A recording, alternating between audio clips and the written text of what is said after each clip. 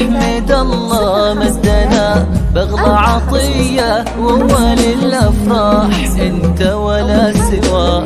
انت قرة عين أبوك وكل ضية وروح أمك اللي تباها في حلا. يا إبراهيم انت من رب السماء أغلى هدية، الله أكرمنا وأسعدنا بلفاء.